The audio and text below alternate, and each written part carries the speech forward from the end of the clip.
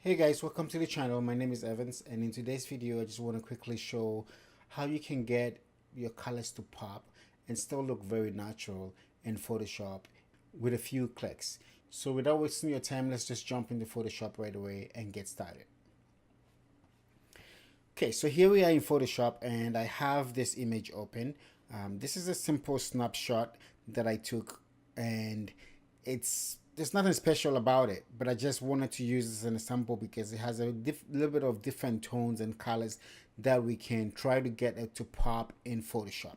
There's numerous ways of doing getting your colors to pop. Some will use a vibrance or saturation layer to get the colors to pop. I prefer to use a selective color adjustment to get the colors to pop in my image, because I feel that when I use a selective color adjustment, the color pop still looks natural, as opposed to when you use something like the vibrance saturation adjustment, where the image looks overly saturated all through the image.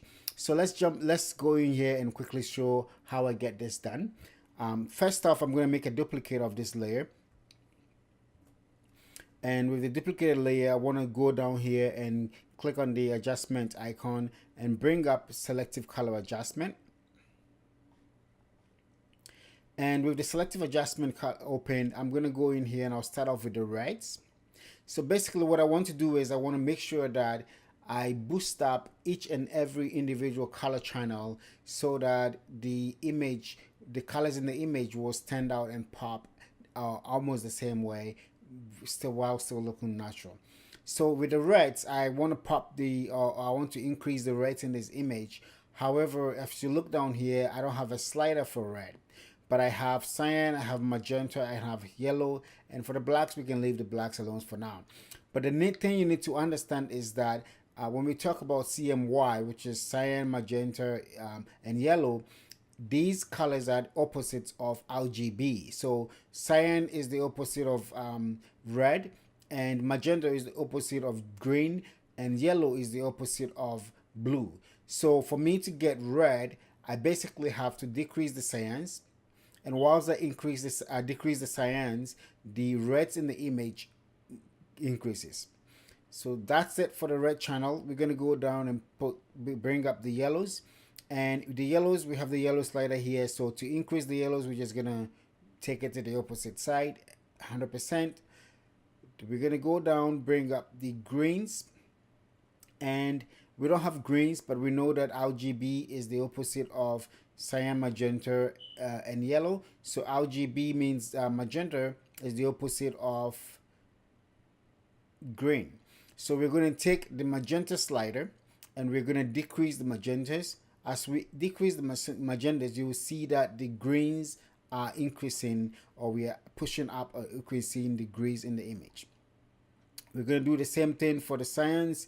We're going to take the cyan slider, bring it up to 100%. We're going to take the blues, and for the blues, we're going to decrease the yellows all the way down.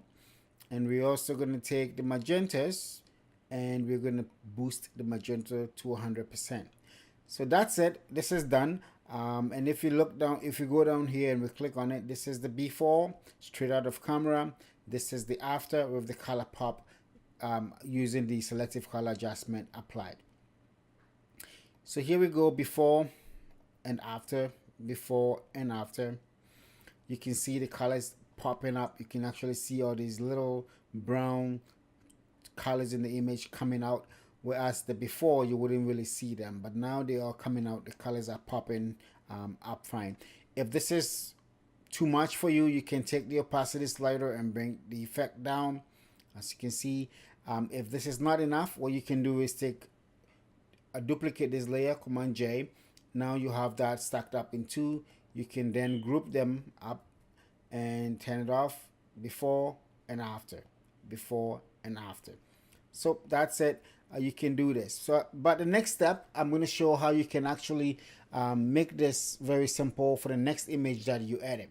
And how we do that is to save the settings that we just did as a preset inside of selective color adjustment window and pull that up all the time. So I'm going to open one of these, And what I want to do is save this as a preset. So I'll go into here, click on the menu icon here, and save selective color preset. I'm gonna give it a name. I'm gonna call it color pop, let's say 2, because I had saved ones was preparing for this tutorial. So this is it, color pop 2. Let's save it. And with that saved, now we go on to the next example that I want to show. And in this example, I have a snapshot of a bed here. I have done some edits to it. So this is how the picture came out of camera, and I have made some edits and brought it up. And already the colors are looking good. But I want to make the different colors of the beds pop a little bit more. So what I'll do then is now bring up a selective color adjustment layer.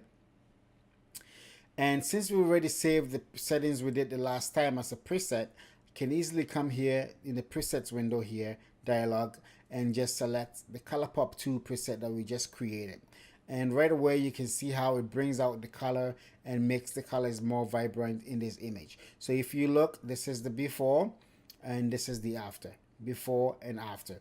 If this is too much, you can bring your sliders down with the opacity and decrease the intensity of the effect. And after. So in the next example, we're going to take a look at how we apply this to a portrait. So this is a portrait I took a while back at a workshop, and I'm going to try to get the color of the hair to pop a little bit more because I like the red hair style, and I want to make that pop a little bit more. So I'm going to add a selective color adjustment layer, same thing we just did, and I'm going to go to the presets, and I'm going to bring up our preset that we just saved. And right away you can see how it brings up the color in the hair before and after, before and after. But as you can also see, it's affecting the skin tones, and most of the time with portraits you don't want to really affect the skin tones that much. So to limit the effect or the intensity of the effect on the skin tones, I'm going to use the layer mask that is already here to kind of decrease that effect on the skin tones. I like a little bit of the effect on the skin tones, but not so much as we see right now. So what I'll do is take the brush tool and make sure that my foreground color is black, decrease my opacity, decrease the flow of the brush to maybe about 20% to 25%. And I'm going to paint black on the skin tones lightly and gently.